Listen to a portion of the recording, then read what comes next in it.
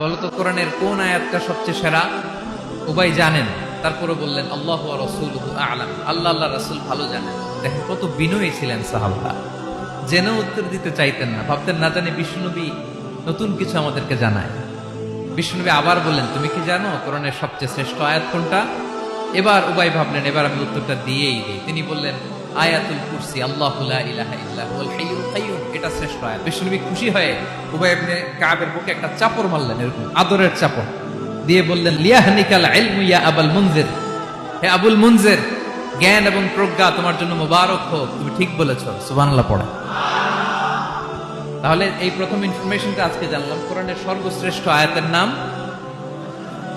সবাই বলবেন একসাথে, কোরআনের সর্বশ্রেষ্ঠ আয়াতের নাম কোন সূরায়? আয়াত নাম্বার 255। এত আয়াত থাকতে এই আয়াতটা কেন সর্বশ্রেষ্ঠ হলো রে ভাই? এর কারণ এই আয়াতের ভেতরে আল্লাহ তাআলা তার নিজের পরিচয় তুলে ধরেছেন। এই আয়াতের ভেতরে আল্লাহ তাআলা তাওহীদের পরিচয় দিয়েছেন, একত্ববাদ, তিনি যে এক, একক। আমাদের রব কয়জন? নাকি দুইজন, তিনজন? কয়জন? আমাদের রব একজন, এক আল্লাহর পরিচয় আছে।